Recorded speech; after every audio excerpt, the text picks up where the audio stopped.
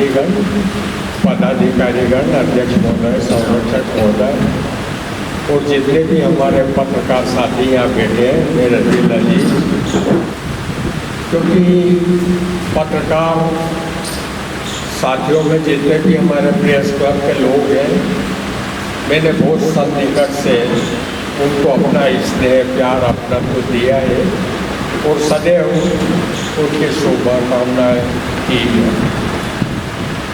86 वर्ष की उम्र में आज का ये अवसर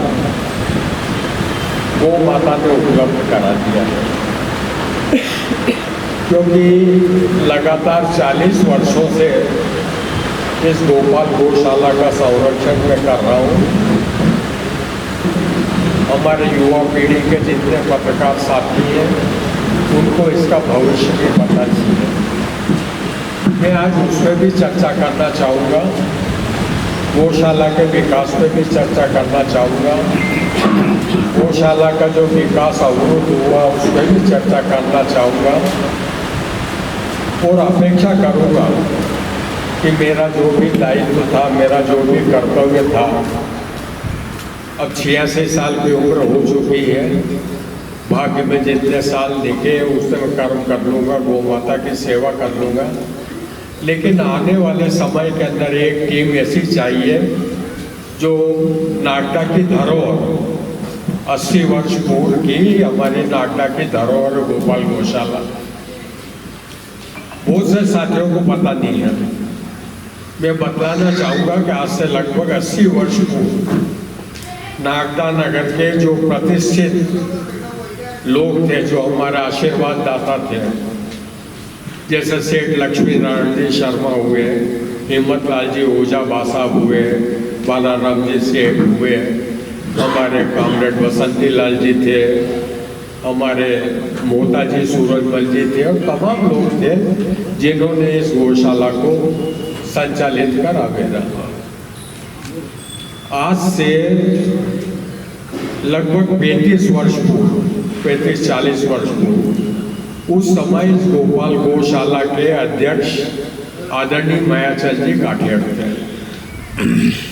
उनकी मीटिंग हो रही थी गौशाला की, उन्होंने मुझे बुलाया और मेरे से कहा कि भैया हमने आप सब लोगों ने आपको इसलिए बुलाया है कि इस गोपाल गौशाला की देखरेख और संचालन आप करो। मैंने बहुत विनम्र शब्दों में निवेदन भी किया कि दास साहब आप करो, मेरे से जो भी सहयोग बनेगा मैं दूंगा, और अगर आपको संचालन के लिए देना ही है तो भाई मदन काठियाड़ है, दिलीप काठियाड़ है, परिवार के और लोग हैं, आप उनको। तो मायाचंद काका जी ने मेरे से कहा कि नहीं, मुझे किसी पे भी विश्वास नहीं, मैं आपको ही देना चाहूँगा, क्योंकि आप भी मेरे दत्तक पुत्र हैं। मदन काठियाड़ की शादी में उन्होंने समारोह के अंदर अपनी पगड़ी उठा के मेरा सिर पे रख दी थी और मेरे से कहा था कि भैया आज से तो मेरे दत्तक पुत्र हो। तो मैंने उन्हें याद दिलाया कि दादा साहब मैं भी आपका दत्तक पुत्र हूँ, अगर आपको अपने पुत्रों पर विश्वास नहीं, भरोसा नहीं, तो कि नहीं, मैं केवल एक बात जानता हूँ, मेरे मन में विश्वास है कि आप इस गौशाला का संचालन सफलतापूर्वक कर सकोगे।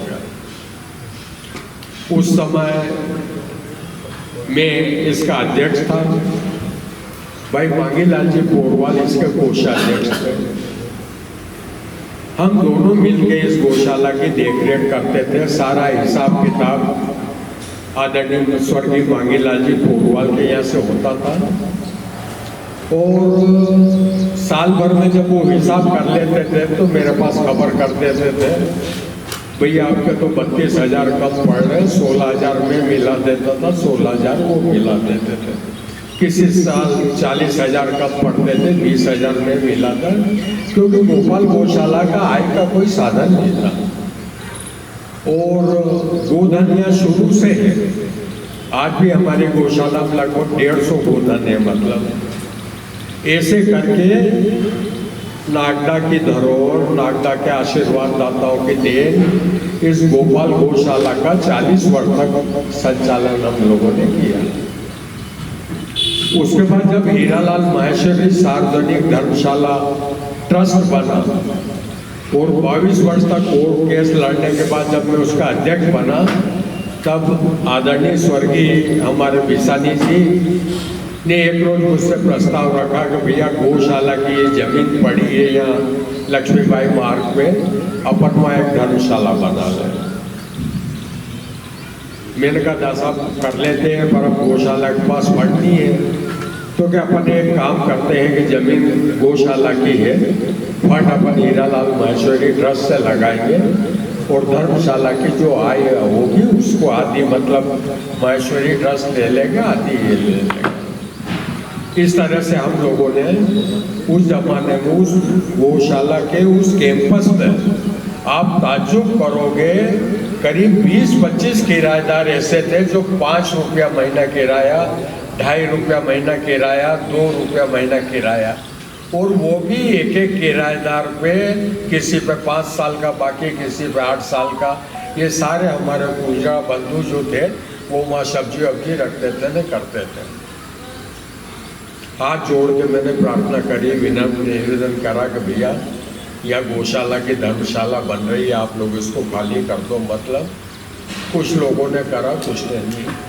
फिर एक रोज रात को मैंने 12 बजे जाके फाटक अंदर से बंद करी, अपने हिसाब से कार्रवाई करी और सुबह सारे लोगों को भगा दिया, कैंपस तोड़ ताड़ के उस धर्मशाला का निर्माण करा। आप ताज्जुब करेंगे, आपने देखी गोपाल गौशाला धर्मशाला, सभी लोगों ने मात्र 42 लाख की लागत से उसको मैंने तैयार किया। हीरालाल माहेश्वरी शॉपिंग सेंटर और धर्मशाला कितना विशाल है। 22 दुकानें बेसमेंट में है, 22 मतलब ग्राउंड फ्लोर पे है, ऊपर धर्मशाला है, उसके ऊपर हॉल है। और सनोलिया जी कितनी लागत उसकी हो सकती है? अभी आप एक अपना मकान बनाओ 2 कमरे, कितने पैसे लगते हैं? उस धर्मशाला को मात्र 42 लाख रुपए में मैंने तैयार करा। उसका टोटल व्यय 42 लाख रुपए है। और आज नागदा की धरोहर वो भी हो गई, ये भी हो गई। मेरे कहने का मतलब इतना है कि हमारे हिम्मत साहब, हिम्मत लाल जी ओझा, बादाराम जी सेठ, लक्ष्मी नारायण जी सेठ, बसंती लाल जी काटेड़, मेरे ताऊ जी जगदीश प्रसाद जी, इन लोगों ने जिस विश्वास के साथ मुझे इस गोपाल गौशाला को सौंपा था, मैंने उसी हिसाब से इसको करा। और आज मैं आपसे कहता हूँ कि तमाम भूमाफियाओं की निगाह इस पर थी और आज भी है।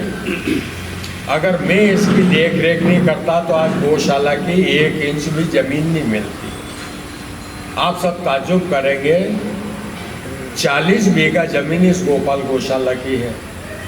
जिस कैंपस में अपन बैठे हैं यहाँ पे 40 बीघा ज़मीन है। 65 बीघा का, 60 बीघा का भीड़ बाटेसुड़ा में है और करीब 8 बीघा ज़मीन गौशाला की रानी पीपलिया में है। वहाँ से जितना चारा उपज होता है उसकी रखवाली हम करते हैं और करीब करीब आप समझो कि मजदूरों को लगा के 1.5 लाख रुपया मजदूरी का लग जाता। चारा कटता, ट्रालियों से लाते और गौ माता का पूजन करते हैं हम यहाँ। कभी भी गोपाल गौशाला में ऐसा नहीं हुआ कि गौ माता को कहीं भूखा रहना पड़ा या प्यासा रहना पड़ा। मेरा कहने का मतलब केवल एक ही है, क्योंकि अभी ये जो हम लोगों ने दान पेटी बने, इसमें एक स्लोगन मैंने लिखा था, मैंने ही बनाया था और उसी उद्देश्य और तर्क पे चल रहा हूँ कि गौ माता हमारे परिवार की माता है, परिवार में सुख समृद्धि की दाता है।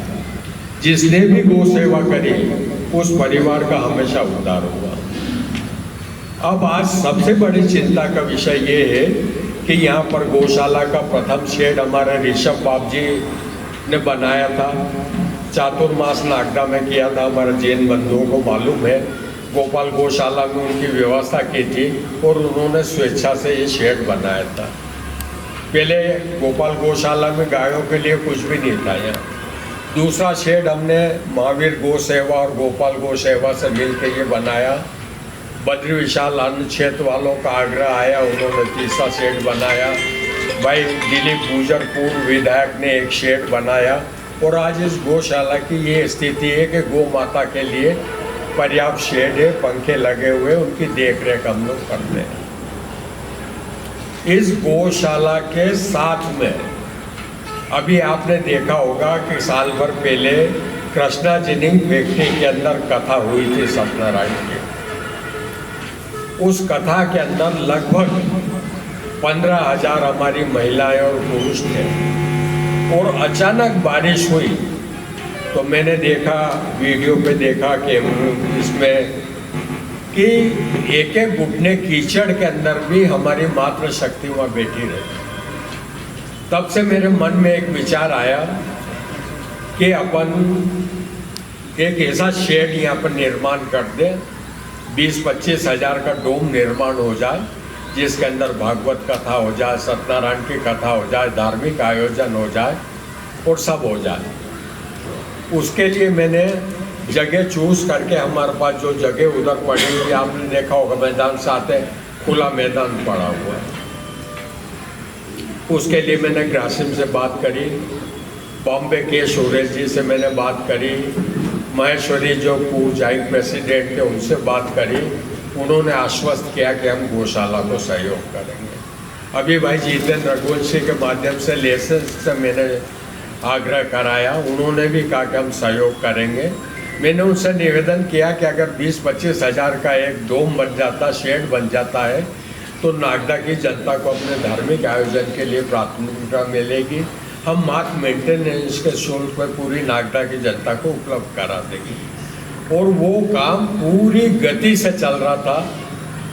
भगवान की दया से लग रहा था कि महीने 2 महीने में वो काम हमारा पूरा हो जाएगा।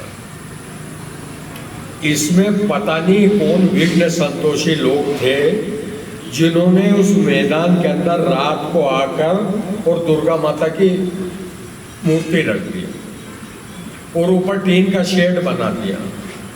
जब मेरे को जानकारी लगी तो वो पड़ोस के लोगों को मैंने उनको बुलाया, 2-3 सज्जन आए, भाई आए।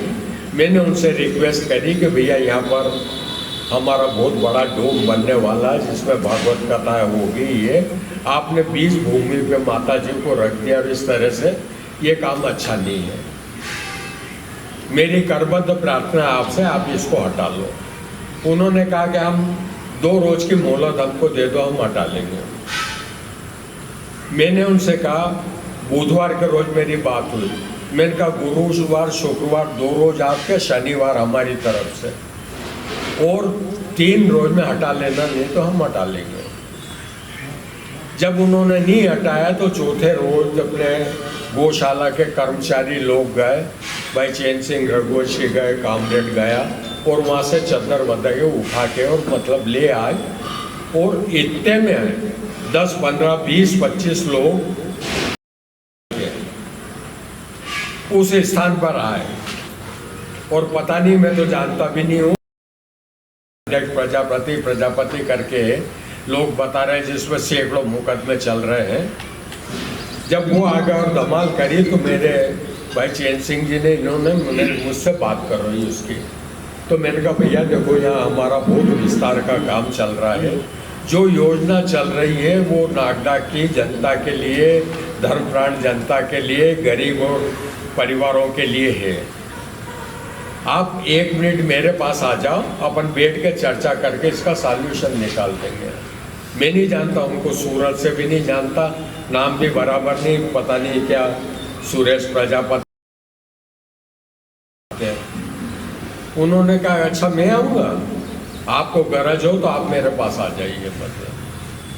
मेरे को थोड़ा बुरा भी लगा, लेकिन सार्वजनिक जीवन में जब हम काम करते हैं और धार्मिक संस्थानों को हम चलाते हैं तो हमारा ये कर्तव्य हो जाता है कि हम उस उद्देश्य की पूर्ति के लिए समर्पण करें।